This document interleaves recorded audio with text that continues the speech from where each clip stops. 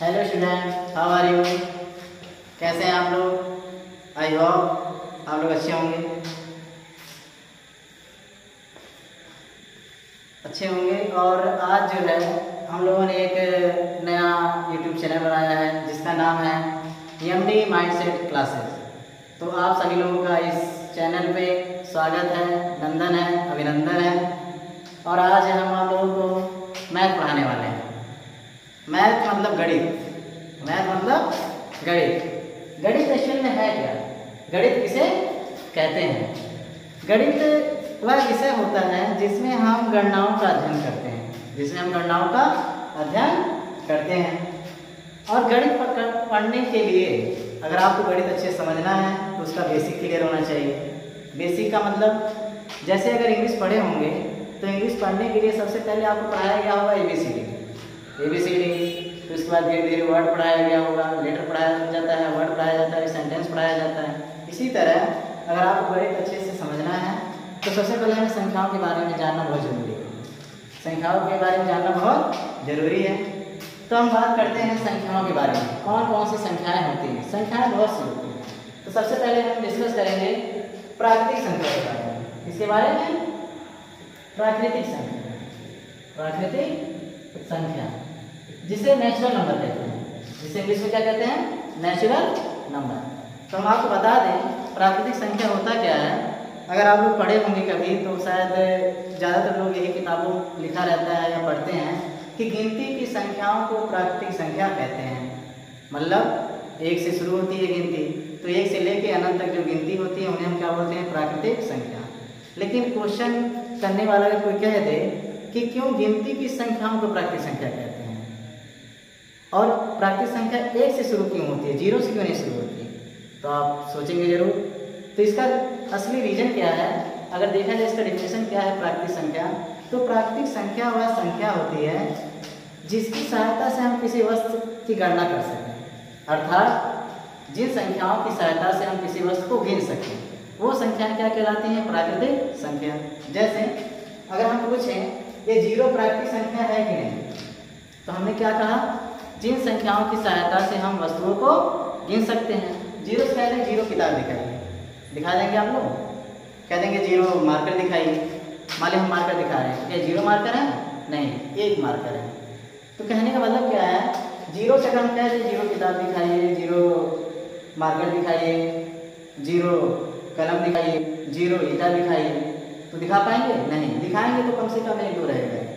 तो इसका मतलब जो जीरो है वो प्राकृतिक संख्या नहीं है। जीरो से हम संख्या को गिन नहीं सकते। फिर बात करते हैं एक के बारे में। एक किताब दिखाइए, दिखा देंगे। एक मार्कर दिखाइए, देखिए दिखा रहे हैं, ठीक है। एक वॉच दिखाइए, एक वॉच आ गया। तो इसे क्या समझ पा रहे हैं आप लोग? कहते हैं दो मार्कर दिखाएंगे, दो मार्कर जाके दिखा देंगे। दो किताब दिखा देंगे, दो किताब भी दिखा देंगे आप लोग। इसका मतलब क्या समझ में आ रहा है कि एक से, दो से, इसी तरह आगे बढ़ते जाइए, 3, 4, 5, 6 इन संख्याओं की सहायता से आप वस्तु को गिन पा रहे हैं। इसका मतलब जो संख्याएं बता रहे हैं 1, 2, 3, 4, 5, 6 डॉट डॉट आगे तक, ये सब संख्याएं क्या है? प्राकृतिक संख्या है। क्यों? क्योंकि इन संख्याओं की सहायता से हम वस्तुओं को गिन पा रहे हैं। इसका मतलब आपने गिनना शुरू किया कहाँ से? एक से। कहाँ से? एक से, फिर दो, फिर 3, 4 डॉट डॉट डॉट। इसका मतलब जो आपकी प्राकृतिक संख्या शुरू होती है कहाँ से होती है? एक से। और गिनती भी कहाँ शुरू होती है? एक से। इसलिए याद करने के लिए शॉर्टकट डिफिनेशन बना दिया गया कि गिनती की संख्याओं को प्राकृतिक संख्या कहते हैं और गिनती की संख्याएं कहाँ शुरू होती हैं? एक से।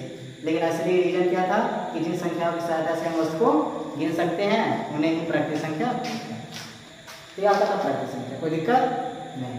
तो सबसे छोटी प्राकृतिक संख्या क्या है? एक। और सबसे बड़ी पूछी जाए तो अनंत। आगे बढ़ते जाइए। फिर आगे बात करते हैं पूर्णांक। पूर्णांक, पूर्णांक से क्या समझते हैं? कहते हैं ना कि पूर्णांक में पूर्णांक पाए हैं। इसका मतलब क्या? अगर हम पूर्णांक को थोड़ा सा इसको संनिवेशित करें, हिंदी पढ़ते होंगे, अगर इसको संनिवेशित करेंगे तो आएगा पूर्ण धन अंक। पूर्ण धन अंक। पूर्ण का मतलब पूरा पूरा, पूरा। अंक का मतलब अंक, मतलब जो अंक पूरा हो, पूरा मतलब पूरी तरह हो, उसमें आधा या कट पिट ना हो। जैसे कहते हैं एक रोटी, तो एक रोटी क्या कहते हैं? आधे, मतलब उसमें पूरा है ना, किया गया जिसको बांटा ना गया। और बांटने का मतलब बांटते कब है, भाग देकर, क्या करके, भाग देकर। अब एक लिखा है इसको बांटा गया है, इसके नीचे कुछ है नहीं, अगर समझना चाहेंगे तो मानेंगे, लेकिन एक को एक से बांटेंगे तो उसे भाग कहेंगे नहीं। ऐसे क्या दे दूँ, इसके नीचे कोई भाग दिया गया है नहीं, इसको भी नहीं बांटा गया, ये भी पूर्णांक है। 3 कह दें, ये भी नहीं बांटा गया है। लेकिन अगर कह दें 3/2, इसका मतलब क्या समझेंगे, 3 को 2 हिस्सों में बांटा गया है, ये पूरा अगर इसको भाग देंगे तो भागफल आएगा 1.5। इसका मतलब ये पूरा अंक नहीं है, ये कितना 1.5 है, 1 है और आधा है। तो जो संख्या पूर्ण होती है अर्थात जिनको बांटा ना गया उसे हम क्या कहते हैं, पूर्णांक। फिर जब पूर्णांक पढ़ेंगे तो पूर्णांक भी आपको 2 प्रकार के मिलते हैं, एक मिलता है धनात्मक पूर्णांक और मिलता है ऋणात्मक पूर्णांक। एक मिलता है पूर्णांक जो है आपका, एक होता है धनात्मक पूर्णांक और एक मिलता है ऋणात्मक पूर्णांक। तो बात करेंगे धनात्मक पूर्णांक क्या है, वह पूर्णांक जो धनात्मक होता है, जैसे 1, 2, 3, 4, 5 आगे बढ़ेंगे, सब कौन से पूर्णांक मिलेंगे आपको, धनात्मक। और पीछे आइए, -1, -2, -3, -4, -5, ये क्या मिलेंगे आपको, ऋणात्मक पूर्णांक। फिर इसी में आपको एक क्वेश्चन आ रहा होगा कि इसके बीच में एक शून्य आता है, क्या आता है, शून्य, 0। तो हम 0 को क्या कहते हैं, धनात्मक कहेंगे ऋणात्मक। ये तो क्लियर हो रहा है पूरी तरह, इसको हम धनात्मक कहते हैं, इसको ऋणात्मक कहते हैं, लेकिन हम बात कर रहे हैं शून्य की, शून्य मतलब 0 की। तो 0 कौन सा पूर्णांक है, धनात्मक है कि ऋणात्मक, इसका हम कैसे पता करेंगे। ये देखिए, इसको कहते हैं, ये ना तो धनात्मक होता है ना ही ऋणात्मक। जो शून्य है, 0 है, वो ना तो धनात्मक पूर्णांक होता है और ना ही ऋणात्मक पूर्णांक।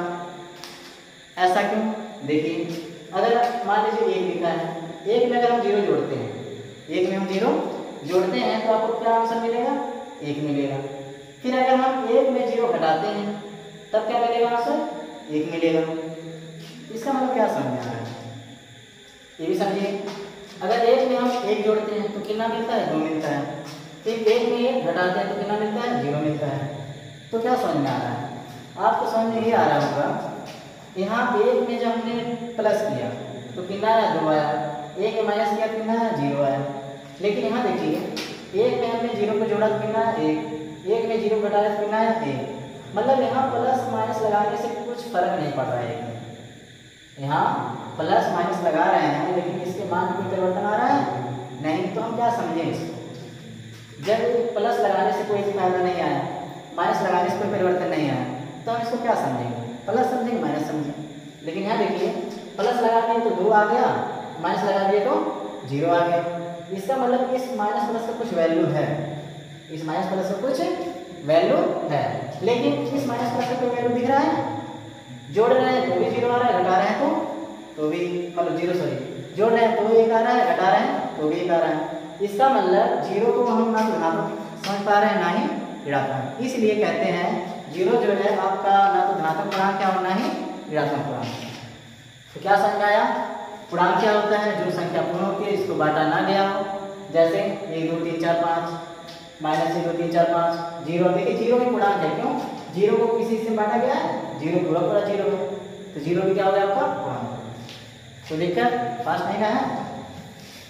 फिर देखिए, पूर्णांक जब पढ़ लिए तो पूर्णांक के बाद आता है एक और भी संख्या आती है, एक आता है सम संख्या। क्या आता है, सम संख्या। तो सम संख्या से क्या समझते हैं, सम संख्या से क्या समझते हैं, तो सम संख्या पढ़े होंगे, वे संख्याएं, कौन सी संख्याएं, वे संख्याएं जो 2 से पूरी तरह विभाजित हो जाती हैं, जो 2 से स्टार्ट। तो आपका ये सम संख्या है, क्या है, सम संख्या। तो सम संख्या पढ़े होंगे आप लोग, सम संख्या का मतलब क्या होता है, वे संख्याएं जो 2 से पूरी तरह विभाजित हैं। मतलब अगर 2 से हम भाग देंगे तो पूरी तरह क्या हो जाना चाहिए, कट जाना चाहिए। और पूरी तरह कट जाने का मतलब जो शेषफल बचना चाहिए 0। जैसे अगर 4 है पूछे हमें से ये सम संख्या है कि नहीं, तो हम क्या करेंगे, 2 से विभाजित करेंगे, 2 से विभाजित करेंगे तो 2 दूना 4, कट गया कि कट गया, शेषफल कितना है 0। मतलब सम संख्या, अब देखिए पूरा ध्यान दीजिए इसमें, क्या आपको दिख रहा है, पूरी तरह कट गया, शेषफल क्या आ रहा है 0 में, भागफल क्या बच रहा है 2, और 2 एक्चुअल में है क्या, पूर्णांक है, क्या है पूर्णांक है। इसका मतलब एक चीज और एग्जाम्पल देख लीजिए, जैसे मान लिया गया 10, अब भाग दे रहे हैं 5 से, तो 5 दूना या सॉरी 2 से काटना है, 2 से देंगे, 2 5 10, 2 5 10, कट गया 0। दोनों को ध्यान से देखिए, यहाँ क्या है, 2 2 4, शेषफल 0, भागफल 2 आया, 2 5 10, शेषफल 0, भागफल 5 आया। 2 क्या है, पूर्णांक है, 5 भी क्या है, पूर्णांक है। यहाँ शेषफल 0 है, यहाँ भी शेषफल 0 है। इसका मतलब क्या समझना है कि जो सम संख्या होता है, अगर उसको हम 2 से विभाजित करें तो पूरी तरह कट जाएगा, कट जाएगा मतलब शेषफल 0 आएगा, और भागफल क्या मिल रहा है, पूर्णांक मिल रहा है। इसका मतलब वह संख्या जिसको 2 से विभाजित करने पर पूरी तरह विभाजित हो जाए, अर्थात शेषफल 0 बचे तथा भागफल पूर्णांक प्राप्त हो, तो उसे हम क्या बोलेंगे, सम संख्या।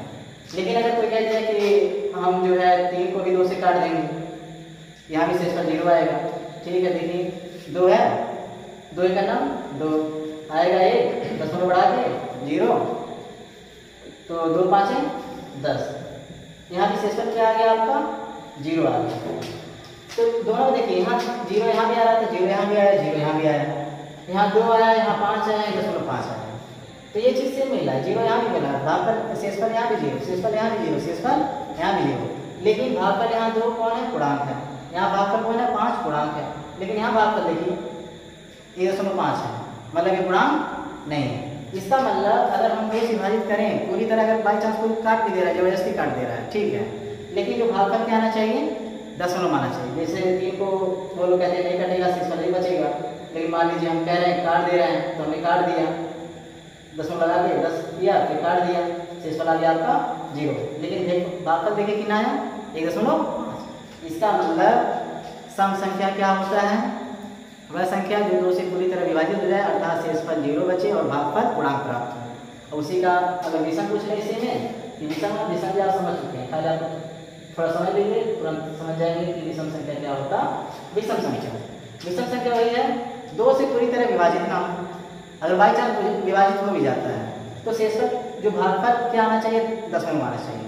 अगर भागफल दशमलव आ रहा है तो विषम संख्या है, और दशमलव नहीं आ रहा है तो सम संख्या। तो इसको हम कह सकते हैं कि वह संख्या जो 2 से पूरी तरह विभाजित ना हो, अर्थात अगर विभाजित होती है तो भागफल हमें दशमलव में प्राप्त होता है, तो उसे हम विषम संख्या कहते हैं। और सम संख्या क्या था, 2 से पूरी तरह कट जाए, अर्थात शेषफल 0, भागफल क्या प्राप्त होना चाहिए, पूर्णांक, उसे क्या बोलते हैं, सम संख्या। इसको हम दूसरे लैंग्वेज में भी बहुत इजी वे में भी समझ सकते हैं। सम संख्या अगर समझना चाहें तो कह सकते हैं वह संख्या जिनका जोड़ा बनाया जा सके, जिनका जोड़ा, तो जिनका जोड़ा बना सकेंगे उसे हम क्या बोलेंगे, सम संख्या। जैसे 4 है, 4 का क्या जोड़ा बनेगा, 2 जोड़ा, 6 है क्या जोड़ा बनेगा, 3 जोड़ा, 2 है क्या जोड़ा बनेगा, 1 जोड़ा, तो आपका क्या हो गया, सम संख्या। फिर विषम संख्या की बात करें, जिनका जोड़ा नहीं बनाया जा सकता, जिनका जोड़ा कह दें एक कोई चीज एक है, जोड़ा बनेगा, जोड़ा हमेशा 2 से बनता है, जोड़ा हमेशा, जैसे चप्पल लाते होंगे, एक जोड़ा चप्पल, तो उसमें क्या चप्पल लेते हैं 2, कि नहीं, तो आपका जोड़ा कैसे बनता है, 2 चीजों से। तो यहाँ आपका 1 है, इसका नहीं बनेगा, 3 है, इसका एक जोड़ा बन जाएगा लेकिन इसका जोड़ा रहेगा, इसका मतलब क्या है, इसका जोड़ा नहीं बन रहा है। 5 है, इसका जोड़ा नहीं बन रहा है, इसका क्या जोड़ा बनेगा, 2 जोड़ा बनेगा और 1 का जोड़ा रहेगा। इसका मतलब क्या है, जिनका जोड़ा बनाया जा सके उसे सम संख्या, जिनका जोड़ा नहीं बनाया सके उसे विषम संख्या। तो सबसे छोटी सम संख्या क्या है, 2 है, सबसे छोटी सम संख्या 2 है, फिर 4 है, फिर 6 है, 8 है, 10 है, डॉट। अब सबसे छोटी विषम संख्या क्या है, 1 है, फिर उससे बड़ा 3 है, 5 है, 7 है, 9 है, 11 है, डॉट। ये सब क्या है, आपकी विषम संख्या।